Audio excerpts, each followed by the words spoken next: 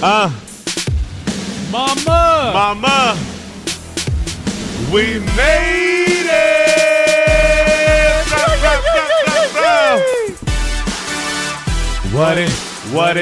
What it do though? Ladies and gentlemen, the Mama We Made It boys are back with it. 2018, Nushi. You got your boy Nushi over here. We got Roushi in the building, and we have an extra special guest. It's an absolute honor to have him on the podcast. My brother Justice from LoveRenaissance. Welcome. Give it up for Justice. Mama. Yeah. You feel me? Welcome. It's 2018. Thank you guys. It's an absolute pleasure, bro.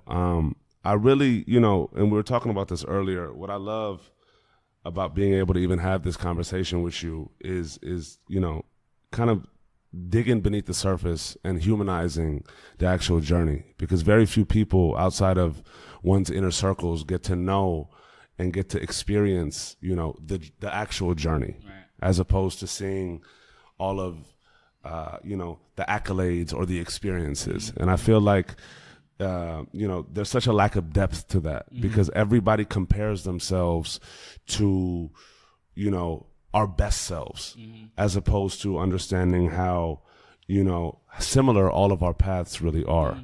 And, just bringing a touch of vulnerability to this process, and hopefully, we get to touch some young kids' minds, or just, anybody that's able to gain from this. You know what I'm saying? Yeah, I think like when you look at all the successes in life, obviously whether it be like your favorite people or people you don't even care about. Yeah. Like there's always that linear path that, like, if you look at it, there's all these amazing things that say this is the reason why I succeeded, but it's only always a few reasons why they failed. Timing and circumstance and like even a matter of luck, you know what I'm saying, like plays a part into somebody's story. But as far as failure, like that only like comes down to like a certain principle. I feel like, it's always good to romanticize with like, our best self, because, that is what keeps us moving. It's always ironic, like, when I'm in the street, or just like weird when I'm in the street, like, yo, like somebody will walk up to me like, yo, Justice from LVRN. I'm like, yeah. And they were like, yo, like I really fuck what y'all doing, like da-da-da. And I'm just like, in my head, I'm like, bro, like we haven't done anything. But it's just like, sometimes, like, I was just, had a conversation with my girl like the other day, and, it came up, and it was just like, we'll be in the middle of talking to somebody from back home or to a family member, and we'll almost forget like where we came from, right? So wrapped in it. And it's not because like you mean to, or you want to be Hollywood, or you're just like, or you're jaded. It's just like, nah, like just being a part of the process, or being in the process, you get so like wrapped up in it that you forget that like me 5 years ago would be super excited to meet me now. Absolutely. You know what I'm saying? Wow. Like if I was in the street, like, yo, like walking in the street, like, yo, da-da-da, damn, that's the guy who manages one of my favorite artists, or like who has a label that I really fuck with. You know what I'm saying? Like I'll be super excited, super nervous. And it's funny because like it always takes like a second to just like reflect and like really see what's happening. Absolutely. But like, I want to say the year is, when did Kendrick drop Section 80? Was it 2010? That was, I want to say 2010 or 2012. Might be 11. 11. 11? Yeah. Anyways, so I remember, obviously, like being like a super like music head and being into it early. Yeah. Before like the hipster underground really like took like a thing, like, like obviously like I was a kid of the internet, so like, I was kind of like in it. Absolutely. So, Kendrick dropped Section 80, and he did a show in Atlanta. And in Atlanta, like there was kind of like a hipster circuit, right? Like that kind of left the center artists that wanted to come to town, like when Kendrick would come to town, or like when Rocky would come to town, or just like J. Cole would come to town, Wale would come, like that little vibe, right? Yeah. When they would come to town, like there was a circuit where like they would do this boutique where like they'll do like a meet and greet in Atlanta called Fly Kicks, and then like they'll do the show at night. Got it. You know what I'm saying? Like that's just that Absolutely. was like the little the vibe or whatever. So Kendrick came to Atlanta. It was 2011, came to Atlanta, and in my head, I'm like, he dropped Section 80. Mind you, he's not that big. Yeah. But in my head, I already know. I'm like, yo, he's the biggest artist in the world. You know what I'm saying? Because like, when you hear that level of music, that level of talent, you're just like, yo, it ain't like, it's just a matter of time. You know what I'm saying? Facts. So, but in my head, he's like the biggest artist of all time. So anyways, he drops Section 80. He's coming to Atlanta. He has this Fly Kicks meet and greet. I'm working with this artist, this rapper at the time. His name is A-Rise. And I'm like, I bet, like, you know what I'm saying, in my head, like trying to put two and two together, like, all we need is a Kendrick feature and we on. You know what I'm saying? We on. Like, that's all we need. You know what I'm saying? Like, we made it. Like, it's all we need. You know what I'm saying? So, like, if we can make this one thing happen, it'll all be good. You know what I'm saying? Bong. So, like, he's like, yeah, you know how these guys be, da-da-da. I'm like, nah, like, you know what I'm saying? Like, you don't understand, like, he's from Compton, like, da-da, like, you know what I'm saying? Like, he's, like, in my head, like, just, like, putting everything you had it all together, mapped you know out. what I'm saying? So I pull up to this, to the event, the Fly Kick sneaker store. It's this long line, you know what I'm saying? I wait in the line. I get to the front, you know, like, it's like, at the front, it's Kendrick sitting on top of a couch. I forget who's next to him. And then Dave Free was sitting, like to the left of him, and then somebody else. So I walk up, and, you know, like, whoever, and, you know what I'm saying, Kendrick's sitting there, he got his hoodie on, same way how he is now, super low-key, understated. And so, like, I walk up to him, like, yo, Kendrick, like, da-da-da, like, love your work, da-da-da, like, I'm a super fan, like, you know, start naming all the records. Like, he's like, yo, man, I really appreciate it. And I was like, yo, you know, you always got to, like, just be the shameless plug. Yeah. I drop, like, yo, I got this artist, da-da-da, like, I think, like, you know what I'm saying, like, y'all should work. He was like, bro, like, anything for you. So wow. I'm like, oh, shit, it's lit. We on. And he's like, all right. He's like, yeah, that's my manager. That he was pointing at Dave. He's like, yo, just like get his contact. So I move over to the Vibe, and Dave is sitting there, and I'm like, yo, like, you know, I just spoke to Kendrick. He's like, yo, like, let me just get your number. Da-da-da. He's willing to do the song. Dave was like, I bet for sure. Take my, you know what I'm saying, take my math and take my email. Bang. So I'm like, all right, cool. Like, how do I play this? Like, is it like be super thirst, or be like give it a little bit of space? Like, it's not a girl, you know what I'm saying? It's business, you know what I'm saying? So it's just like, it's like, how do you really play the courtship process? The question. So I'm just like, all right, whatever. So I cool. I'm just wait a day. So I just waited a day. Then I pick up the phone, and I call the number that Dave gives me. And it's just a fucking Google Voice number. And I'm like, oh, damn.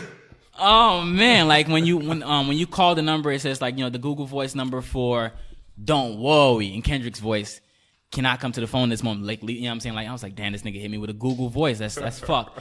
But anyways, I just say all that to say that, like, it's funny, fast forward, like, how low-key and how underground even Kendrick was, but the old me was so excited to even meet him and meet Dave that I'm forgetting that, like, I'm not nowhere yet. I mean, I'm not, like, where I want to be yet, but, like, the progress, you know, I got to start to learn to appreciate the moments a little bit. 1,000,000,000%. Yeah.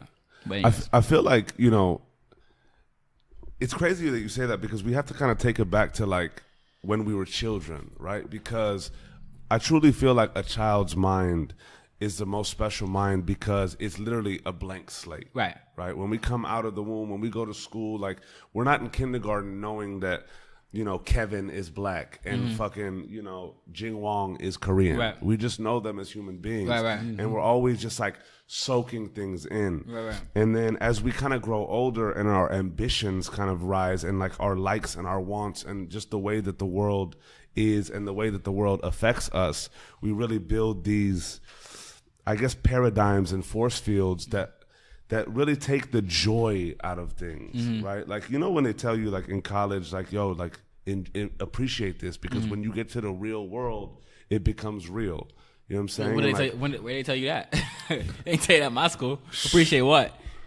My mom told me enjoy college because that's your break. You know what I'm saying? Oh, your mom told you that? Oh, yeah. Nah, bro. Nah. But like, I feel you. But for me, like, I feel like, you know, one of the biggest things that we kind of lose along the way is that curiosity and just that joy of these little moments. Right? Because, like, even you had that experience with Dot and Dave then. Right? That all comes around full circle. Right. You know what I'm saying? And in that moment, it's like, oh, shit. But then when it comes back to light, it becomes something even more special. But we have to get there first. I really want to take it back to when you were a child. You grew up in Atlanta, no? Yeah.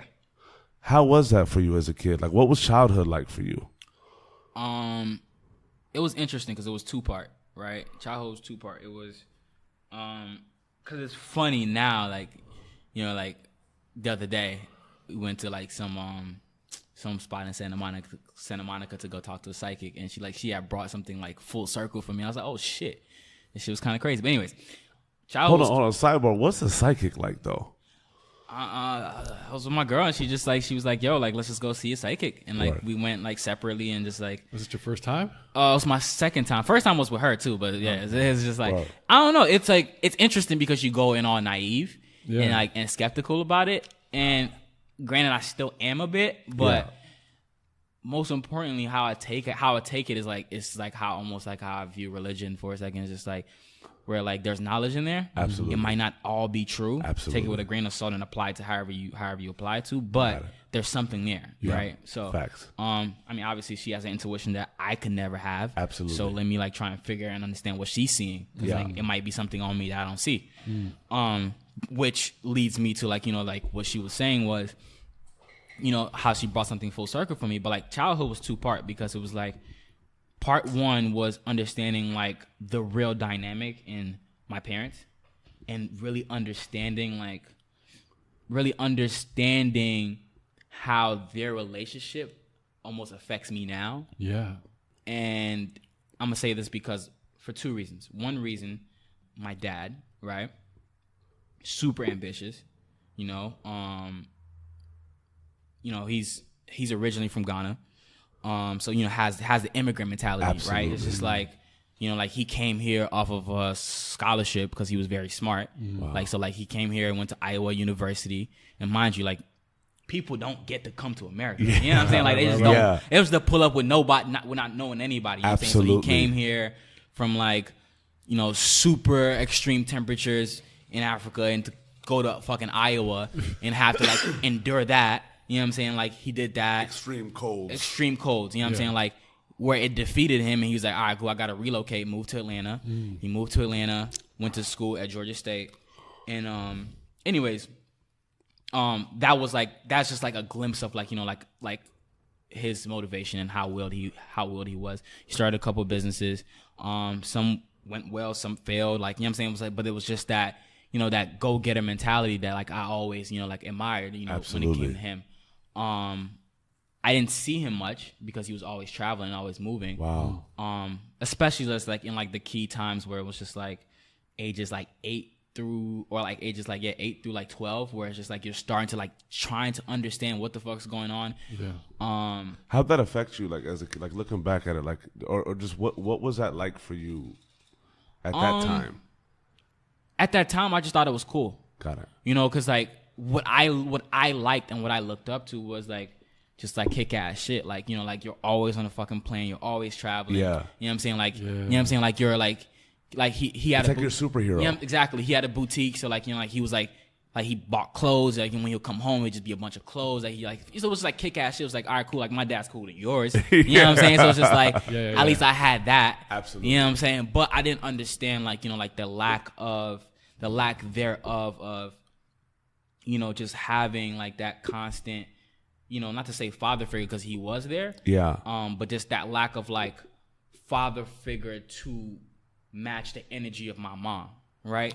Because when I was young, in my head, like when I was like 8, 9, in my head, it was just like my dad, I was his favorite because it was me and 2 brothers. In my head, that's how it always felt. Like I was like the middle son, you know what I'm saying? Like he just saw so much potential in me. Yeah. In my head, this is what I always saw. And then my mom was mean to me, right? So it was just like, it just felt like it almost felt like I was a daddy's boy. Yeah. More so than a mama's boy. Got it. And then, anyways, so fast forward, they had a rocky relationship, obviously personal reasons.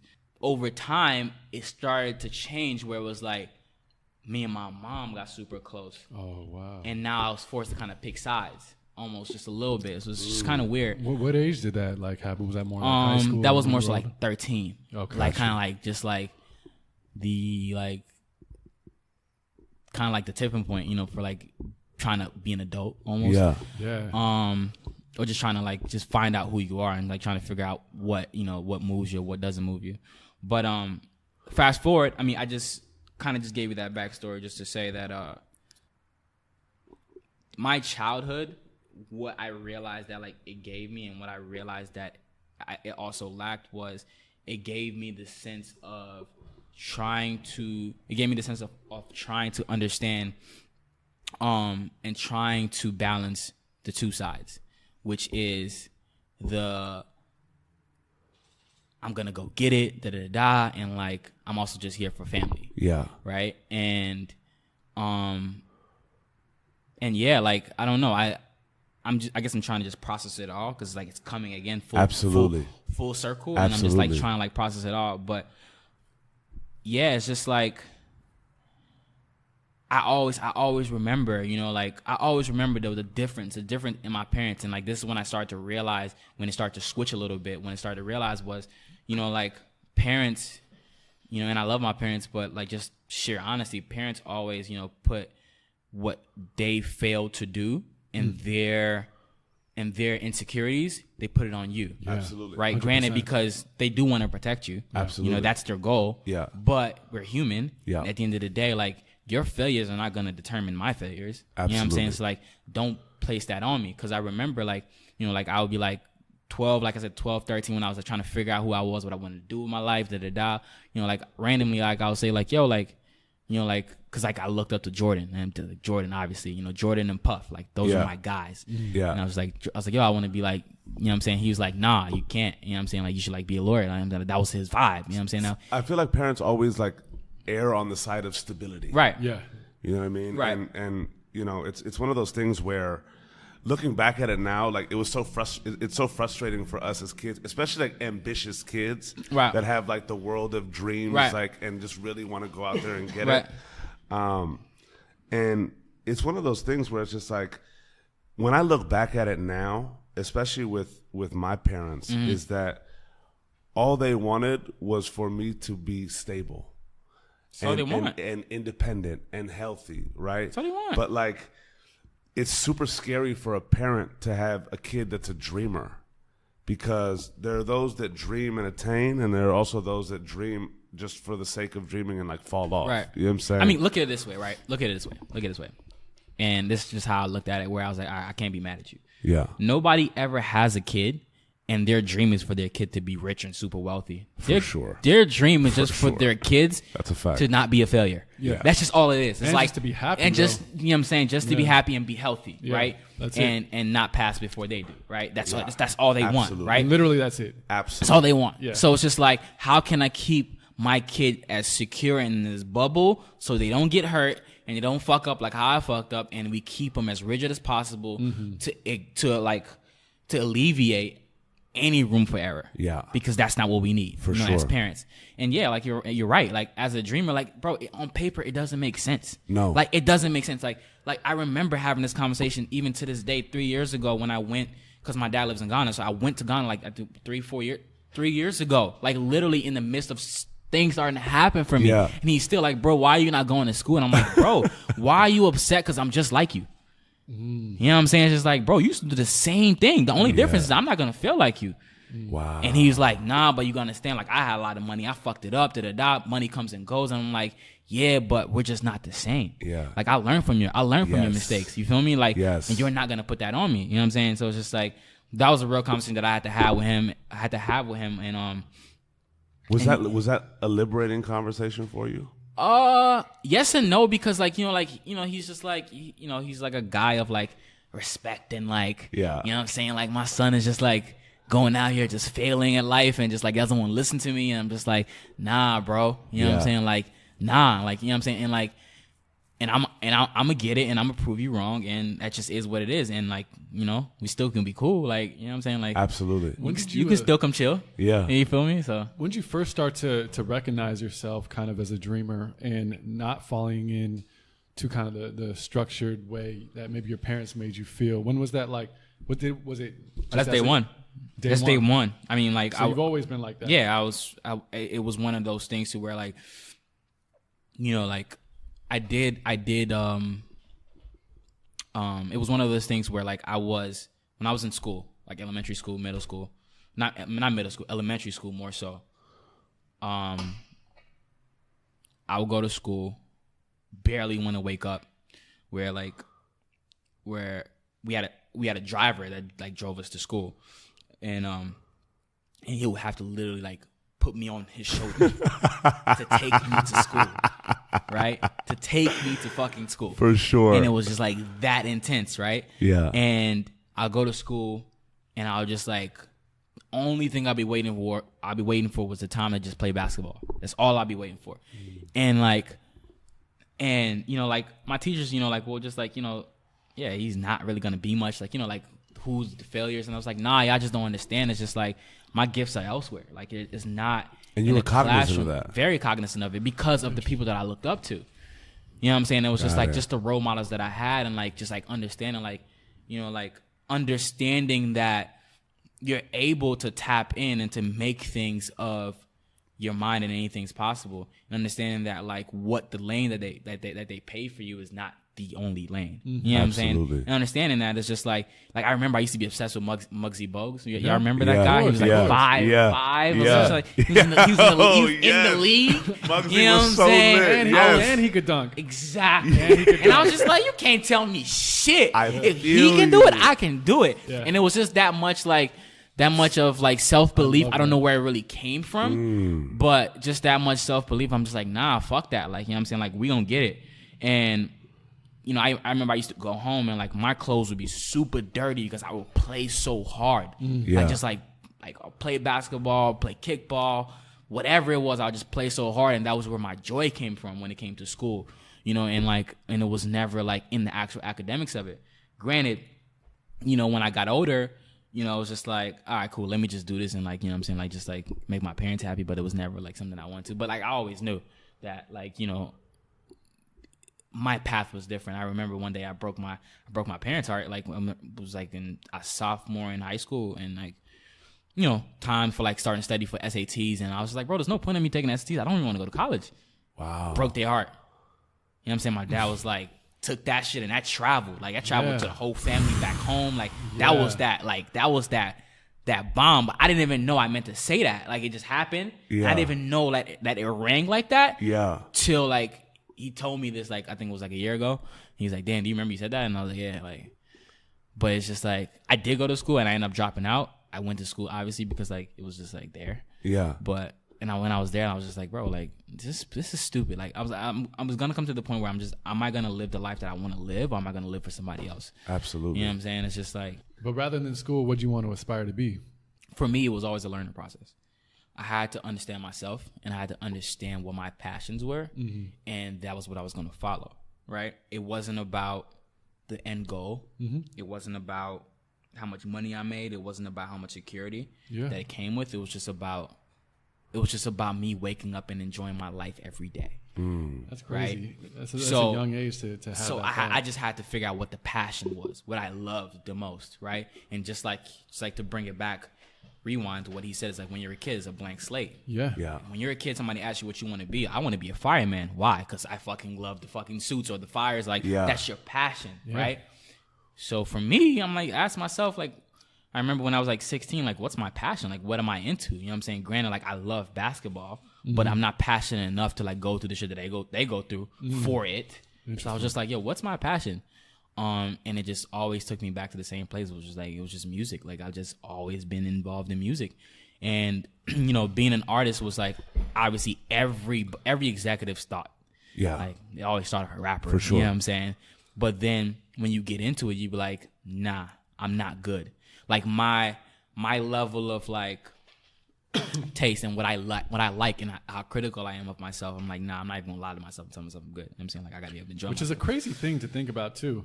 Like to even have that amount of knowledge for yourself, especially as an artist. I mean, there's awareness. And that's what I'm saying. That awareness, like artists will go decades knowing they're not really gonna take it there, right? But won't admit that to themselves, right? To even do that takes like a lot of courage. Nushi talks about kind of just that moment where you're standing in the mirror and only you can talk to yourself. You can't lie to yourself. If you ever actually try to like apply that, it's very fucking hard. Oh, that's one of the hardest moments. I actually did that at 20 years old. I looked in the mirror, and I went through everything that was uncomfortable about myself, and that shit was like a tearing moment where you just go down the line and you look at yourself, and you can't look away. You look at yourself and you go down to everything. You can't convince yourself otherwise. Otherwise, because you know it. It's like, who are you lying to? You're not getting away. You're not getting away from anybody being like, oh shit, they believe me. You feel me? Yeah. But it's just like, for me, it's just like, it's not even about being an artist or being an executive or being whatever it is, right? You know, like I guess it kind of brings us back to the main point is the journey. Yeah. Right. It brings you back to the journey and understanding that, you know, like understanding that life and the journey equates pivots. Absolutely. Right. You're not going to go on the same path and expect that path to get you what you want. Right? Absolutely. You're going to hit a wall. What are you going to do after that wall? You learn from that wall. Yeah. All right, bet we're going back 60 miles an hour. Are you going to make this fucking right? Yeah. And get away from the wall, or are you going to just keep going? You know what I'm saying? And like what happens is when people quit is that they're tired of pivoting. But why are you tired of pivoting? Like the most successful people, all they do is pivot. Yeah. At all times. Like, what the fuck? Like, so many people are scared to pivot because of what it seems like to the outside. Yeah, because it seems like the perception of it seems like they're changing up. Yeah. Or like, you know, like they're not being as successful as like they should be. You know what I'm saying? It's just like, and for me, like competition is important, and to compare yourself to like other people around you is definitely important because it's a fire that you definitely do need, but it's not the end all be all because like everything works in time. Absolutely. You know, like there was a lot of times where like, you know, I felt like that, like whatever artist I worked with should have got a record deal. And I'm like, damn, if we, looking back at it, like if I would have got that artist a record deal, I would have fumbled that and failed. Yeah. So crazy. Yeah. You know what I'm saying? So crazy. Yeah. You know what I'm saying? It's just like, it's all in timing, and it's just like the work is going to meet the time. For sure. And it's the experiences. Yeah. How long did it take of you pursuing yourself being an artist to the point where you're like, no, it's not for me? Oh, 2 months. Yeah. Oh, it was quick. Yeah, it was quick. With that's brilliant. Oh. I want to ask you this. I love it. Yeah. For somebody that had such a strong sense of self-awareness early on, right? And a sense of, I guess, more so being comfortable with who you were and just like being able to aspire. What was your squad like in your youth, like middle school and high school? Like what were who'd you surround yourself with? Oh, this is good. Because I feel like somebody like yourself. Oh, this is amazing. Yeah. Let me tell you why this is amazing. Because I always have this conversation with my girl. It's just like, her name is Alicia. I gotta stop saying my girl because like she has like a whole identity herself. But yo, in high school, and I understand my parents so much because from the direction and the path that looks like, oh, like he's going nowhere fast. He's going nowhere so fast that like we're not gonna be able to even calculate it, right? And that's their perception of you. Yeah, because of who I hung around. It was a bunch of, when I'm looking, I'm like, yo, mom, like get off, like chill, like those are my friends, like, but nah, like, you know what I'm saying? Like I look back at it, I only had like maybe 1 or 2 good friends out of like a 10 solid pack. You know what I'm saying? Where it's just like, you know, like no aspirations and no goals and like, you know, always wanted to find an easy way out. Yeah. Never wanted to actually work. And, you know, it's funny because it's like in high school, you just get in that zone of like trying to be accepted and trying to find like, you know, like your path or whatever it is. You know, like I related to he's actually one of my favorite comedians, Gerard Carmichael. In one of his stand-ups, he was like, he's amazing. Because like, I love that dry humor. Yes. Love dry humor, right? It's my favorite shit. Yeah. And like, he's like, one time he was in class and one of his teachers walked up to him, and I guess he lived in the projects or whatever, and like one of the teachers that walked up to him, he's like, you're not like the others. Wow. Right? And it was just like, that's how I always felt with my friends, right? Because it was just like, yeah, I was with them, and like, you know, for us, like when we were in high school, like the only motive was like girls and like and like who dresses well. You know what I'm saying? And like, all right, cool. Like I love clothes and like I'm good at it naturally because of my mom. Like, you know, that's her gift that she gave to me. Yeah. You know, but I always knew we just not the same. Like the music we listened to wasn't the same. Like, you know what I'm saying? Like they were on like, no offense, but like I do appreciate him. Like they were on Lil Boosie and I was on Jay-Z and Kanye. You know what I'm saying? It was just like that level of like introspective thought. Absolutely. I remember being in the back of the bus, like trying to defend why Jay-Z is greater than T.I. Like imagine that conversation, guys. Imagine that conversation. You guys have to have the fist up while having that conversation. There, I'm like, yo, did y'all hear Blueprint? He's like, did you hear T.I. versus T.I.P.? And I'm just like, what the fuck this is not the going same combo. Let me ask you again. Did you hear Blueprint? For real. And it's just like, nah. And it's are we in different universes right now? And exactly, right? But like always just knowing that underlining knowing that we're just different. Absolutely. We're just different, and that's just how life is, and that's just like the cards that were dealt. And like I said, it was just what we had in common at that time was, like I said, just dressing well and girls, and like that's just, and being popular, like that's just what it was. What was the culture like at that time, like in high school? Because I feel like high school is very formative from the standpoint of like we start to gain a little more confidence in our being. We start to ask more serious questions of ourselves and of the world. You know what I'm saying? And I feel like Atlanta, especially now, is like the hotbed, and it was as well, like with the organized noise time and all. Like it's always been a cultural epicenter for just like great music and great artistry. What was that culture like during that time, and how did it impact you during that time and like form, I guess, kind of like your wants, your aspirations, your desires? Well, it's like, and I said it's two-part, because part of my time wasn't just in Atlanta. Part of my time was in Ghana. Oh, wow. Yeah, really? yeah. You lived there? Yeah, like kind of like back and forth, kind of like that type of situation, because really? It was like, because you got to understand, like African parents really believe in discipline. And they believe that American kids just don't fuck with discipline. And I do get it. You know what I'm saying? Because like the immigrant mind state. Absolutely. Bro, it's really school, nurse, doctor, lawyer. And how do you follow rules? How do you not follow rules? And that just defines who you are. It's either you follow rules or you don't. And if you don't, you're hoodlum. And if you do, you're star. Yeah. Right? Yeah. Not even a star. You're a good boy. You're just a good boy. Like my son is a good boy. You feel me? Like, you know what I'm saying? So it's just like, so for me, it's just like having the balance of like understanding like how bad it can get by seeing a third world country. What was that like? Like back and forth? What was that? Take us through that. You know what I'm saying? It's like, I can't. I physically can't. I can never explain that to anybody, right? Wow. Like there was a time, there was a time in my life where in middle school, because like going back and forth in middle school, my accent wasn't purely American. It was like a mix of the two. Oh. Right? Because it was just like that identity of like trying to find like, you know what I'm saying? Like just that back and forth. So it was just like, in school, people will almost make you feel weird from being from Africa. Absolutely. Right? It was just like this thing. You're different. Yeah, it was just like, nah, like, you know what I'm saying? Like, you're not one. You're not the one. So in my head, my goal at that point in middle school, 6th grade, I was like, I got to show them I'm the one. I got to be I already against all odds. 5, standing strong at 4'9", however tall I was at the time. You know what I'm saying? Standing tall at 4'9", straight Caesar. You know what I'm saying? But I'm like, cool. I'm like, none of these guys just have what I have. I don't know what I have, but in my head, I just believed in myself. You had that Muggsy Bogues confidence. You know what I'm saying? I believed in it. You know what I'm saying? To where I was just like, I just be in the streets and like, you know what I'm saying? Like, not in the streets, but I'd be in school and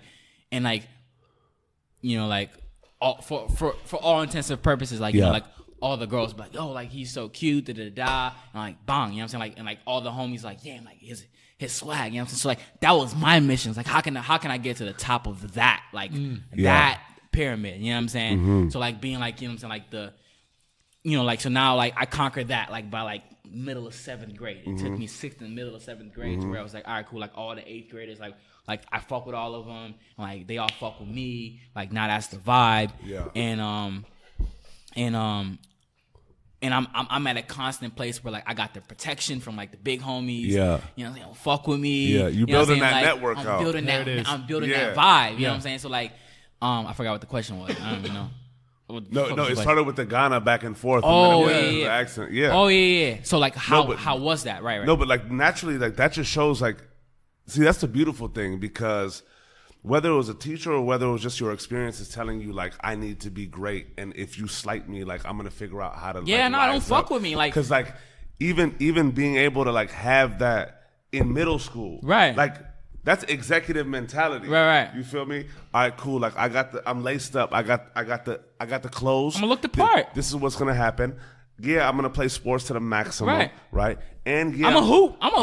Because that's what y'all want, right? Yeah. I'm a hoop. Y'all want the great me? Can y'all handle the great me? I don't know. I bet. Yeah. And then you had the 8th graders that like you had every echelon. Right. It was literally like just like delegated. That's exactly what it was. It's like, and for me, because like obviously like naturally, you know, like not being a tall figure, like a, you know, like a figure of like height. You know what I'm saying? Like naturally, my life was spent thinking, and how to outthink, because that's something that was intangible. Like you couldn't tell me that I couldn't think better than you because I wasn't as tall as you. Yeah. You could not pick me on the team because I'm not as tall as you, and it's clear that's a physical attribute. Yeah. But you're not gonna outthink me, and I'm gonna figure out this pyramid scheme, because a pyramid scheme is like I'm naturally good at school because I'm smart, and all my teachers fuck with me, so I don't get in trouble. Yeah. You know what I'm saying? Like, and I'm cute enough to where all the girls think I'm cute. Yeah. So it's just like, all right, cool. Like I'm good there. Yeah. Like leave that guy alone. Yeah. And I'm fresh enough to where it's like, I bet, you know what I'm saying? Like he got some taste, little homie got some taste. Yeah. And then it's just like, and then you mix it all in with the like, you know what I'm saying? Like, I'm like on everything first, like all the new shit, all the new artists first. It's like, yo, look, Lil Homie is cool. Yeah. And then it's on the fact that like Lil Homie got heart. You know what I'm saying? You put him on the block like Lil Homie, like, you know what I'm saying? Like he's there. You know what I'm saying? He's there. Yeah. Like, so it's just like, I figured out like, I try to figure out like from the top, middle, bottom to where like I was just good. You know what I'm saying? And that was what I was after at that moment. You know what I'm saying? And like, got you. Yeah. So like that was my conquer to like trying to figure out what completes me in that moment. You know what I'm saying? And I feel like that's kind of like my training for now. Absolutely. You know, trying to understand like, you know, where you fit in, because like in order to know where you're going, you have to know where you are. Yeah. So just understanding where you fit in. So like that just like fast forwards it to now, to where like now I'm just like trying to figure out like, you know, what it is my goals were, what it is that I set out to be, what I set out to do, did I accomplish, and where I am at. You know what I'm saying? What position I am in. Like, cool. Like now let me look at the pyramid of like the spectrum of the field that I'm in. Like what do I feel? You know what I'm saying? Like what's missing? You know what I'm saying? Like, and the reasons why I want to even do this podcast, because like, you know, like we took a vacation to Tulum. How was it, by the way? It was amazing. It looked incredible. Yeah, it was incredible. I didn't get as much footage as I wanted to, because I just suck at footage. I feel you. But charge it to just soaking it all in. Right. You know what I'm saying? So it's just like we did that, and like I remember one night we were in the car. It was New Year's Eve night. Oh my God, it was an incredible night. We were just like on one. Yeah. And just like super high off life. Yeah. And I was telling Alicia, I was like, yo, like, it's funny because like I almost start to forget why I love this so much, and why and what drove me to do whatever it is that I'm doing. And I'm like, all right, cool. I got to restructure this whole thing. I got to look back at it and restructure this whole thing. I'm like, yo, I have to do what people like Russell and people like Puff did for me, like, which is inspire absolutely younger people, or people that not even younger people, whatever, just anybody. And just I have to do that. I'm like, yo, I've been too quiet. Like, you know, like, and not to say like I need to be loud or I deserve to be loud, but it's just like, fuck it. Like, let me just start to communicate. It's also timing, right? Because even when we kind of spoke about, you know, people coming up to us and being like, yo, I'm a fan, all this and that and the other. This is the beauty of it. And you know what's crazy? Like, this is really what got us thinking about doing this podcast, is because I'd be talking to some of my homies that are very like incredibly talented, amazing artists. Yeah. I have a relationship with them in which we can sit there and I can ask questions and we can talk about depths beyond the surface, right? And it got me thinking. I was like, bro, imagine if your biggest fans could hear this. Right. Because in the normal run of the world, nobody's really going to get to be able to get that close to you or have that rapport with you to be able to have you even open up, right? And so many times, whether it's an artist, whether it's an executive, anybody that's inspired by somebody, we don't have the ability to build a rapport with somebody and to ask these types of questions. So when we're able to give it out, right, it's in moments like these where it's like, look, if you want to know a little deeper, you'll hear it in times like these, as opposed to meeting somebody at a concert. Like, your biggest fan may want to tell you all in the world and all that, but you may not have time for that. You know what I'm saying? It's not to say that you don't want to give it to him, but it's just that it's not the right time and the right place. Right, I mean, it's timing. It's just like, you know, first time I ever met Russell Simmons was like, I was leaving Hot 8 Yoga. It was like a hot yoga situation on Wilshire. Yeah. No, I wasn't leaving. I was in the class, and the class had started. It was like 15 minutes in, and like Russell had walked in. I'm like in the middle of like, all right, cool, it's lit. Like, let's get it. You know what I'm saying? Cool. Like, whatever. Just like stretching, like, you know what I'm saying? All right, cool. Like my guy, you know what I'm saying? Whatever. So class finished. Obviously you stand out because you're the only black man in there. You know what I'm saying? Like, you know what I'm saying? So it's just like, all right, cool. So class finished, and I just I run down on him. I'm like, yo, like da-da-da, like this is who I am, who I do, what I do, da-da-da. He's like, oh, it's dope, whatever. Like life keeps moving. Yeah. You know what I'm saying? And then full circle, I meet him again via my friend Amir. Abasi? Yeah, Blame the Label. Yeah. That's my brother. Yeah. So I meet him through there, and like that was a whole different experience. It's like it's all in time, and like his embracement, and like me knowing the Russell that I see on TV. Yeah. To seeing it in real life as versus when we're at yoga, that was completely different. It was just like, I don't know this random ass kid. Like, yeah. You know what I'm saying? Like, it's like, it's a rapport. Not that, it's just not that vibe. You know what I'm saying? It was completely different. And that was huge for me. And same time, even like when I met Jimmy Iovine, recently. How was that? It was incredible. But first time I met him was at the Saint Laurent store on, what was it? What's that street called? Rodeo. Yeah, Saint Laurent store. There and I met him there, and he's like, hey, it was like whatever. And then like you meet him again. Fast forward, you know what I'm saying? Like in different context. And it's just like I'm in his house. Like super like intimate as me, my two partners, and Larry Jackson and fuck, he's gonna kill me, but just for the sake of moving on. Anyways, but yeah, so it was incredible. But yeah, like the context, the timing, and everything is important. I wish I could like be in every different situation to run down on every kid and tell them what they need to do, what they don't need to do. Yeah. It just is what it is. I mean, going with that though, like in learning about the kind of person you are, it seems you've kind of like you have this huge belief in yourself of overcoming these things, right? Whether it's proving yourself to the older kids or the kids in your grade or becoming you. What about the times when you're not feeling that full belief in yourself? Like were there times where you're like, you struggled with that, and how did you actually overcome that? Whether it was like an insecurity or whether it was something that, even like talking about the Russell moment, it was like something didn't meet your expectations, whatever it may be. I think in those moments, I like to dive into those just because that's when you're kind of, I wouldn't say necessarily a darker place. It's just like you either got to dig deeper or you got to start thinking differently. I mean, growth comes from overcoming. Or that's when you pivot or. Yeah, no, that's every day. I mean, like for me, it's just like every day you wake up not knowing if you're good enough, because you might, you know what I'm saying? Like you might look up and you're like, fuck, all right, cool. Like, why is that person getting those things? Or why is that person getting those things? And, the first thing to do is blame everything and everybody around you and not yourself. Yeah. And for me, what I believe is accountability, accountability. The hardest thing to do is look within yourself. No, I mean, that it's everything, because nobody's in control of anything besides me. Absolutely. As far as my surroundings, if I don't like anything, I'm going to change it. Yeah. If I do like something, I'm going to change it. So it's just like accountability. So like, yeah, I have those moments a lot, all the time, like where like, damn, like, fuck.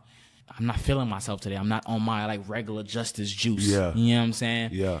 But, like when I get down in those moments, like only thing I can do or will do is just like, it's just understand. It's just like, shit, I'm not flipping burgers at Hardee's. You know what I'm saying? Or just like how lucky I am, you know what I'm saying? To like even have a situation to even like move or ascend. Yeah.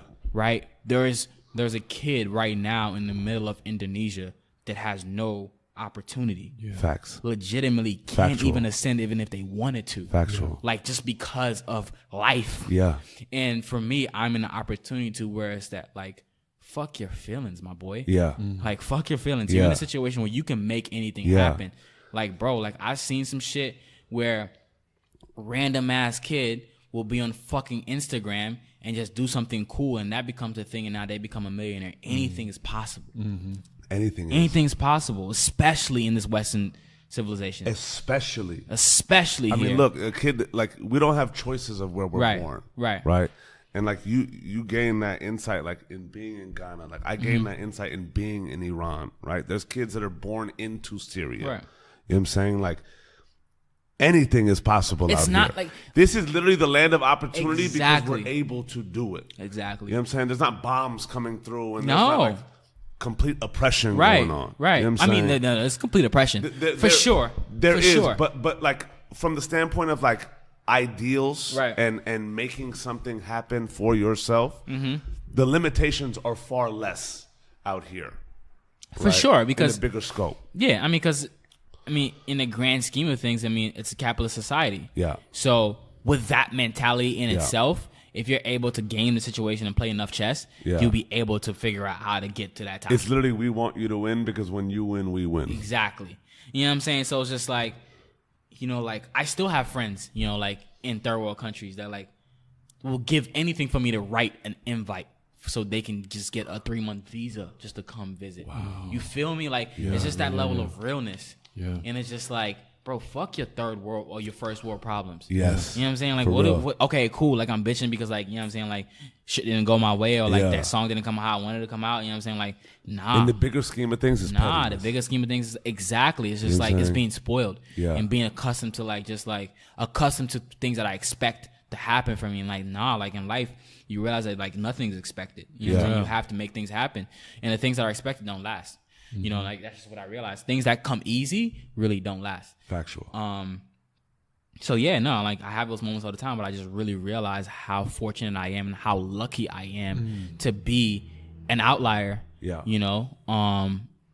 And, yeah, bro, like, at 25, you know, at 20, so imagine, like, you have any kids? You have any kids? No. All right, cool. Like, imagine if you're born 8 years ago or 9 years ago, you've grown up to the idea of having a black president. That's not even a foreign idea. Yeah. Right? Absolutely. So now imagine when, like, there's a 60-year-old and they're fucking weeping for tears when Obama wins because it's like, bro, I didn't think that could even happen. Yeah. Right? Yeah. So it's just like, all right, cool. Like, now I take that concept and I take that same ideal and, like, you know, like, I fast forward into my situation. It's like, you know, like, all right, cool. Like, yeah, I want to be rich and yeah, I want to have these things and yeah, I want to do all these things. But, like, I'm actually in a place where I can do it. Yeah. Like, stop the bitching. Possibility like, is stop the endless. bitching. Like, stop the bitching. Like, if it doesn't work and if it doesn't fail, and I felt, well. Do you know how great it is in another country to still be able to work at McDonald's and still be able to have a roof over your head and clean water? Yeah. Like, well, bro, fuck your first world problems, bro. Yeah. Like, that shit it's not real to me, right? It's not real to me because what are you really scared of? What are you really scared of? What is your actual fear? Like, not living up to the expectations that people want from you. Yeah. You know what I'm saying? Or not living up to expectations that you want from yourself. Yeah. You know what I'm saying? All right, cool. That's a fear. But at the end of the day, it's just like, we got to fucking power through that shit because at the end of the day, if it means working at McDonald's or it means working at Walmart and having health care and making sure that I can my kids can still go to school because there's free public school, guys. Yeah. You can go to school every fucking day for free. Yeah. And a bus picks you up and then you get free lunch because you're less fortunate. Fuck out of here. I don't want to hear no excuses because that's not even real. You know what I'm saying? Like, and we get in that privileged mind state and like sometimes you got to snap yourself out of it and just like get right back on the grind. You feel me? Absolutely. I love that. So from being able to, you know, you had it within yourself that you wanted something bigger early. even being able to say like, look, I'm not going to go to college. Like, I'm not taking the SATs. Like, what's that about? I took the SATs. I took the ACTs. I cheated. Yeah, I feel that. I cheated, and I cheated with flying colors. Got a 30 on my ACT. Perfect score is 35, guys. Perfect score is 35, and I cheated. I respect that. Yeah. Talk about chess. When did it start to develop for you in really wanting to be a part of this music culture? And how did that really like gain momentum for you in the beginning? Okay, so what happened was my favorite music is R&B or soul music or whatever. You want to like anything that has to do with a fucking singing note and feelings. Yeah. That's my favorite music. That's today what I still listen to this day. And when I was in high school, I knew this girl. Her name was Ari. And Ari had a beautiful voice. And more importantly than her beautiful voice is she had a beautiful story. Because that's what I like. I like stories. I like being able to connect to a human and understand what their struggles are, because we can all have struggles, and yours can be less or better or worse than mine, but there's so many similarities in them. And I related to her story so much. She was suicidal. I didn't relate to that part, but but she was suicidal. She was like, like didn't have parents in her life, and like there was this underlining thing that she had going on. I'm like, all right, cool. Anyways, so fast forward, college comes, freshman year. I'm in school and I'm like, yo, fuck, this shit's trash. It's terrible, garbage. I'm only going to school because it's free. I got a fucking Hope Scholarship in Georgia. It's free. What school was it? Georgia State. It's in the middle of the city, so like at least I get best of both worlds, right? Because for me, it was just like either go to Indiana University and do this finance degree and like go work on Wall Street. Thank God I didn't, because Wall Street is trash now. Or go to Georgia State and just like try and figure out what it is that you want to do, because you're still going to be in the city and like be in a big environment, like catch a vibe. Yeah, you feel me? So like that was, so I was like, cool. So like, according to chance, because I don't believe in like coincidences, according to chance, like it was just gonna take a little bit more of financial aid to go to Indiana University, because I really wanted to go there, because I really want to be in finance school in my head, what I really wanted to do, but I couldn't do it. So Georgia State just happened to be the option. Got it. But Georgia State taught me everything, because I was in the city. And anyways, a guy that was down the hall from me, and in college, you realize that like college is like higher learning. So like all the cool kids in high school didn't actually make it to college. Yeah. So like, you know what I'm saying? So it's just like, Facts. Very true. So, Facts. Well said. Yeah. So like, so being a cool kid in college, you can pick them out really fast. Yeah. You like, all right, cool. I know who's cool. You know what I'm saying? Like, I know who's lame. You know what I'm saying? Like off top. And like, true. And granted, guys, kids, lame, cool, that shit's all a perception. None of that shit's real. For real. Anyways, so for all intensive purposes of the story, guy down the hall that lived from me, his name was Kip.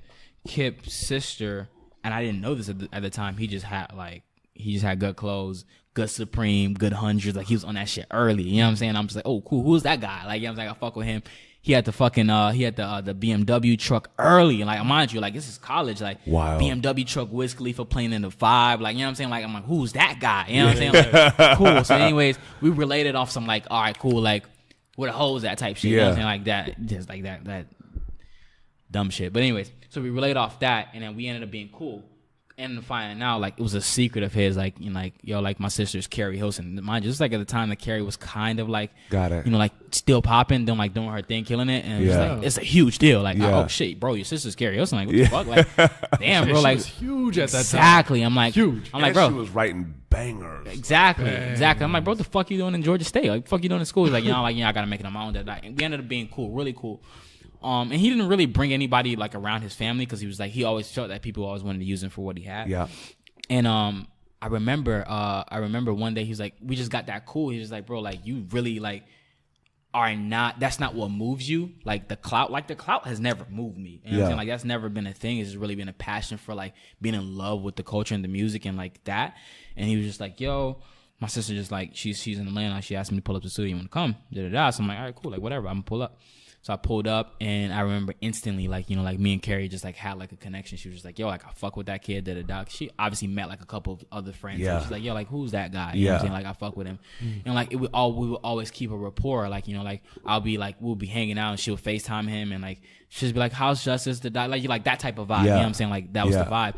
Like me and his mom got dumb cool. Like his mom used to hit me when she had problems with him. Like that type of vibe. You know what I'm saying? Like, and that was the vibe. Yeah. And I remember one day she invited us to the studio again, and I met her manager. And I saw it in full circle, like what a manager actually does. Because I was managing an artist, but I never really understood how it worked. Because I was managing that chick Ari, I never understood how it really worked. And I was like, oh, okay, you do that, you put that out. All right, cool. Like, bang, I got it. And then that was my first like taste of like, I actually got a little bit of knowledge. So I'm falling in love with like whatever it is that I'm doing. Yeah. And for me, it was like understanding that like it's gonna take a village. So now in my head, I'm like, how the fuck can I build a team? That was just my goal. How can I build a team, and how can I build people that are going to be around this whole unit that can help and push this thing forward? Because I believed in her so much. And the first person I met was my homie Carlin. And Carlin, at the time, we didn't like each other because we're obviously both like about the same height. And on campus, you feel me? Like it's that syndrome. You know what I'm saying? It's like it's that early syndrome. It's you think that it's competition.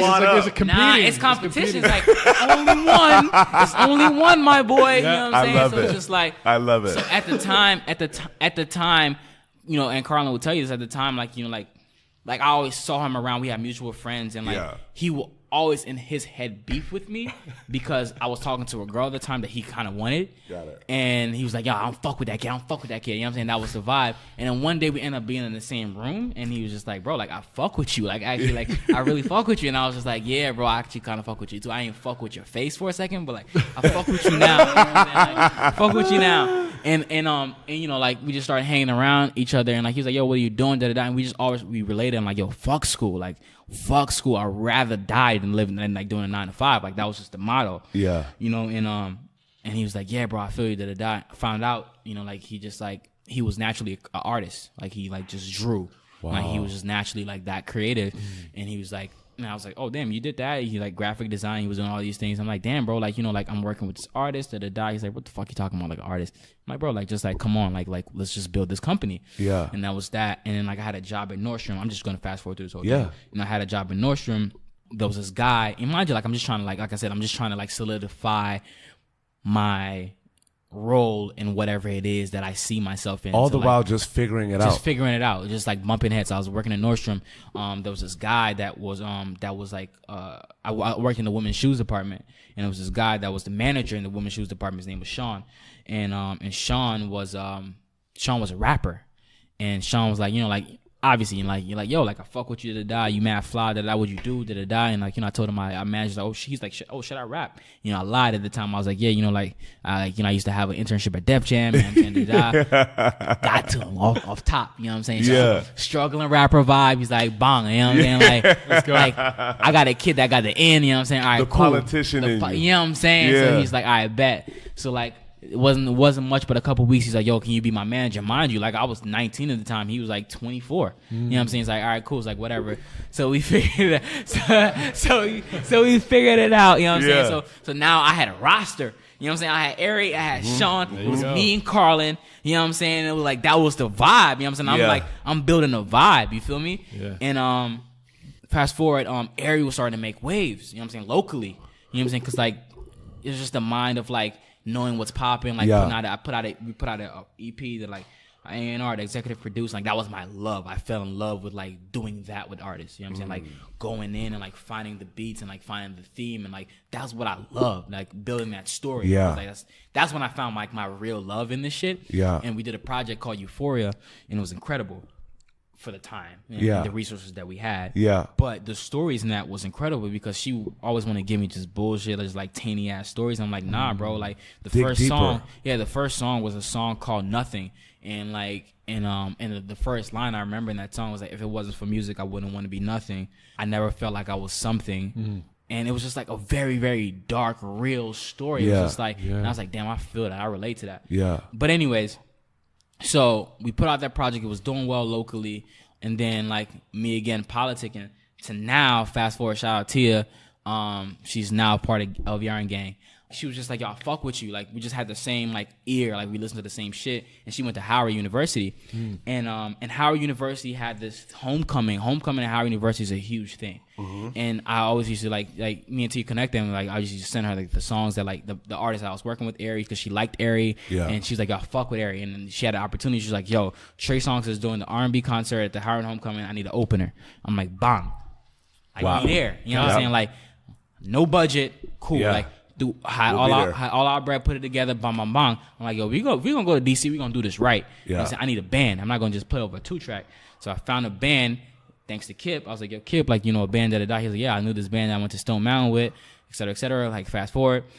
I ended up meeting the band. We were rehearsing for the show, and the guitar player in the band was a kid named Rory. Oh. Wow. Yeah. Oh, so stop. Yeah, bro. So it's crazy. Stop. Yeah. So off top, damn.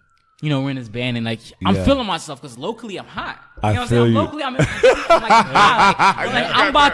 I'm about to figure it out. You know what I'm saying? Like, you know what I'm saying? Like, nigga, what you got? You know what I'm saying? And like, and he's looking at me. He's like, yo, obviously he was like 15 at the time. He's like, yo, like, I really fuck with what you're doing. Like, I fuck with your vibe. I fuck with the vision. I really want to. I want to be down. You know what I'm saying? I'm like, but you got this band, and like y'all are like they were literally a band. Like they were called Hero the Band. Like he's like, nah, like I'm really trying to make it. And I'm like, oh, whatever. I'm like, oh, whatever. He's like, I rap. I'm like, all right, whatever. Like, spit something. So we went outside and like he spat like this like 400 fury of bars from like twisted like super fast. I think it was like fuck college, like why I gotta die to college. Like, it was like that Ab-Soul type rap, like just super like conscious.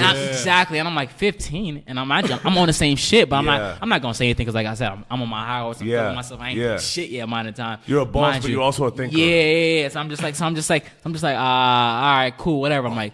So anyways, Even after that, you're like, all right, bro. Yeah, so like he spits his vibe. I'm like, whatever. All right, I'm like, yo, take my number. You feel me? And we'll figure it out.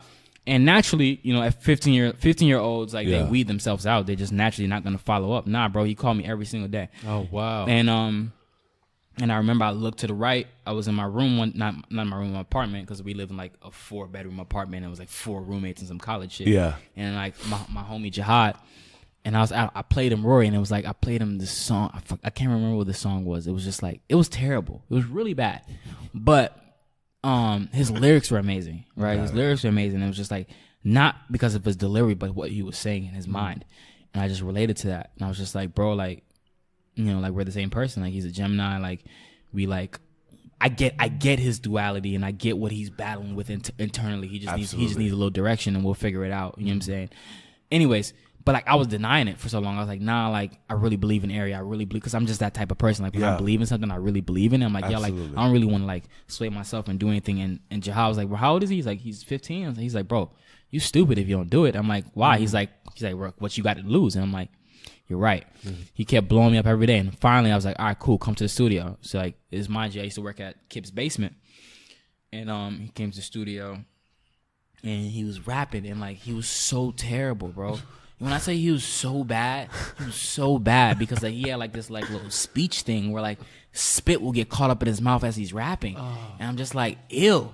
And you can hear it in the fucking like in the track, and it was just like, it would just be so bad. And I used to like, used to irritate me so much. Like I got him a spit bucket. Stop. I'm like, yo, like as you're like rapping, just spit in this bucket, bro. Like you're literally spitting, and like and that was the vibe. And like I remember one day I was so frustrated. I was like, bro, am I wasting my time? Maybe I should just go back to school.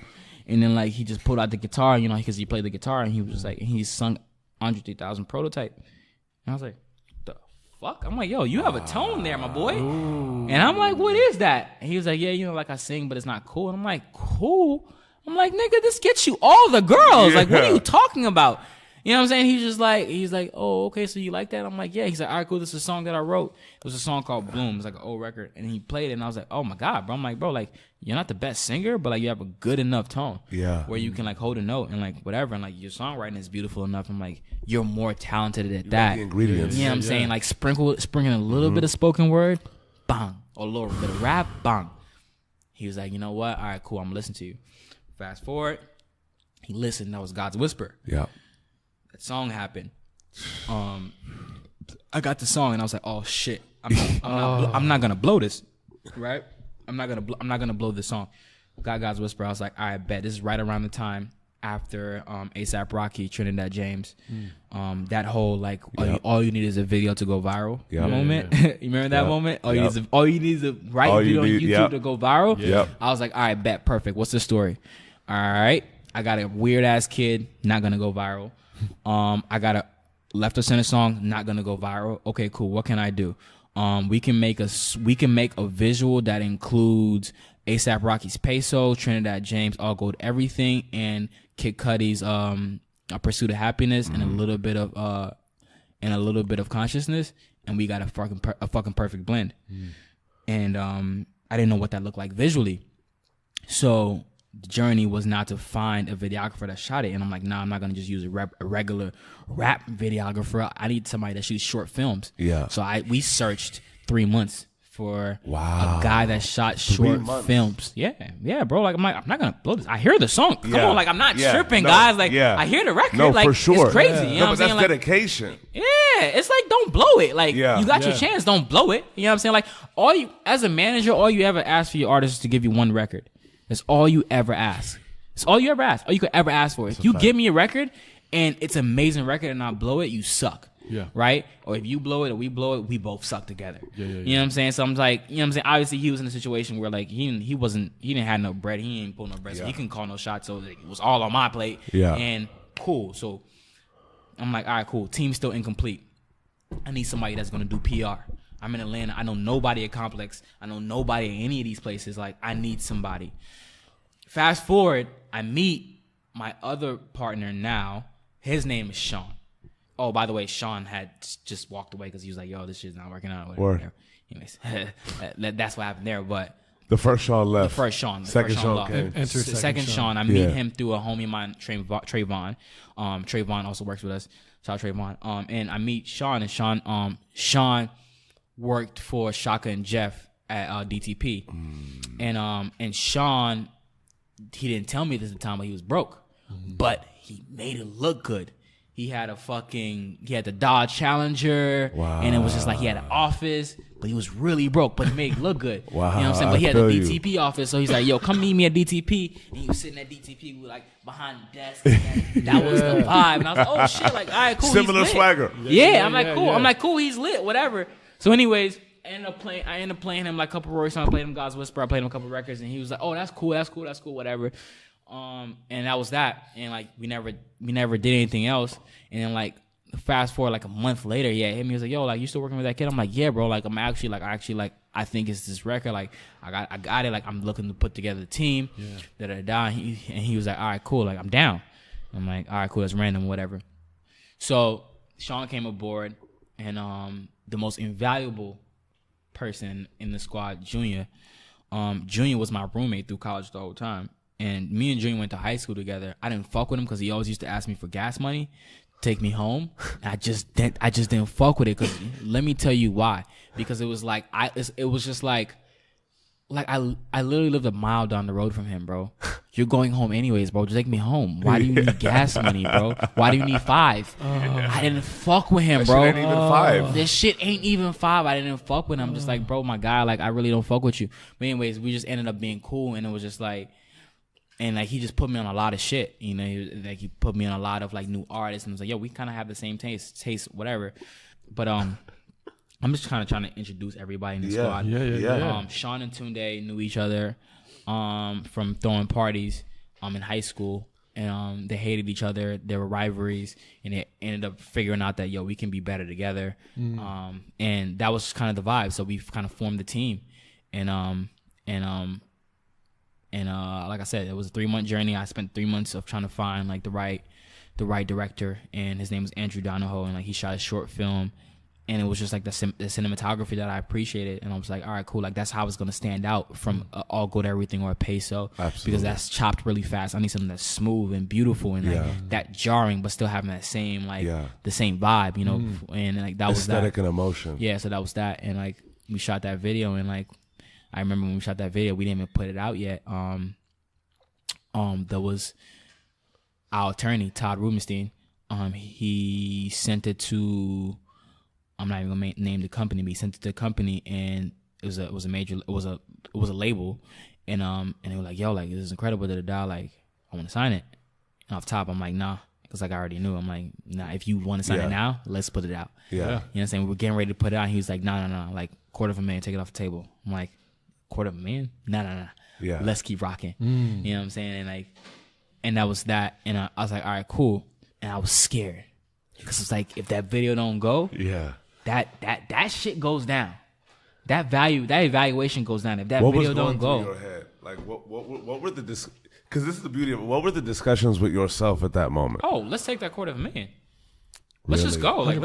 Let's just take it. Like, why not? Yeah. And then you have that voice of reason, like, nah, bro, you're stupid. If somebody's willing to offer you $250,000, if you wait one more month, you'll get $1 million. There's so many people that don't even have that. Like, when that much money is put up in front of you, when you have none. Yeah. It's gotta be hard to walk away from. Right. Yo, let me go on record, and I'm gonna just get on my like real grimy like New York moment. Get on, please. Rory had the biggest deal in recent times next to 50 Cent. Bang. Lit. I don't know. I think that was what it was, but lit. I don't know. Lit. Yeah, that was hype. Good hype machine. Facts. Yeah. It was good though. It was an amazing journey that taught me a lot, and it's kind of my shapings for today. You know. How was it like? How have y'all grown together as a team and as a unit? Because naturally, that time was you putting it together. Yeah. And people have to just be willing to grow with one another. How's that growth been for you guys? Being the captain of the ship. It's just like knowing each other's weaknesses. I think for us is like we're not trying to like down anybody. We're all trying to be lit. We all want to be hot. Yeah. So it's just like, okay, what's your weakness? What do you do best? All right, cool. Ride that path. I'm gonna ride this path. And that's just it is. Don't get in my way. I'm not gonna get in your way. And we're gonna figure out how to work as a perfect 5-on-5 basketball team. And that's just what it is. Like, how the fuck can we beat the 92 Bulls? Like, we just need to figure that out. You know what I'm saying? And you be point guard. You be center, you be that. You know what I'm saying? Like, that was the mentality, and that's the other mentality. And I feel like for us right now, it's just like, you know, expanding and like, you know, signing new artists and having new artists that we're working with is like finding that balance and like of how to still like figure out, you know, the duality, because like, you know, like certain artists aren't making you money at the moment. For sure. You know, but certain artists are. So how do you still like, you know, be equally as in tune, because you can easily neglect, you know what I'm saying? So it's just like, you know, like I'm just in that place where it's just like, you know, I'm super in tune with whatever it is that I am doing, but in the same breath, it's just like I'm in a place where I'm not gonna fight your progress because we're in different places. So like for like artists that I have or artists that I work with, I'm like, yo, at the end of the day, like I'm not gonna expect you to think how I think or look at the world how I look at it, because it was a process for me to get to where it is that I am. Yeah. And I'm not going to force your process either. So you're going to have to do what you're going to have to do, and you're going to bump your head out. You need to bump your head. You can be as hard as you want or not hard as you want. You can do whatever it is that you want. Just know I'm here whenever you need me, whenever you want my advice, but I'm not going to do it with you. Got it. Right? And they're like, damn, that's cold. I'm like, nah, it's not, because it's your process. Yeah. It's your process. We're at different stages in life. Right? I don't need you to make a record for me to eat. You know what I'm saying? We need each other to change each other's lives. Yeah. Let's just do that. You know what I'm saying? Let's have that mutual respect. So once you figure that out, I'm here to support it. You know what I'm saying? And that's where I am at the moment. And I feel like trying to find the balance of both is tough, because, you know, like I said, you can get lost and like, yo, like, absolutely, I'm just not gonna deal with that today. You know what I'm saying? But in the same breath, it's just like understanding what I love, and like that's my favorite part. Is like a new artist, and making their first project with them, or like making the project with them, and like the first visuals and like trial and error, and it's just like that's my favorite part. You know, it's a lot. It's a lot of arguments, a lot of dichotomy, not a lot of dichotomy, a lot of push and pull. Yeah, a lot of it takes a supreme level of vulnerability to be able to get wherever there is. Right. I mean, but for me, I always try to remind my artists that, like, nigga, this is your life. Yeah. You know what I'm saying? Like, it's your life. and understand that if I'm here and I'm sacrificing my time and I'm putting everything that I believe in and my resources to like put it behind your dream. Yeah. And we have the same goal, we have the same vision. If we're gonna fight, that's cool and all, but like let's figure out how to like regroup. You know what I'm saying? Absolutely. Like, and that's cool. Like it's a part of the process. You're not supposed to see it how I see it. Yeah. And like a lot of times I'm wrong. You know what I'm saying? A lot of times I'm right. That just is how the fucking cookie crumbles. But in the same breath, it's just like, you know, just don't take our time for granted. Yeah. You know, and your time, my time, and just like let's like really do something great, because that's what I'm here to do. Facts. You know, who did you go to, or who do you go to for advice? For advice, yeah, because it, you know, it's one thing to be, you know, when they say it's lonely at the top, right? Like, I'm not at the top, by the way. I'm a couple bad decisions away from like being back in Nordstrom. 1 trillion, but when I say at the top, I don't mean it based on like a level of how high something is. When you're the chief, or when you're the dreamer, or when you're the general, right? You delegate. You also like see the world in a type of way. You're also like so keen on every one of your team members, you know, weaknesses, strengths, operations, all of that. At the same time, there comes a point where within all of us, I feel like, you know, we could be the body that is empathetic and gives so much to everybody else.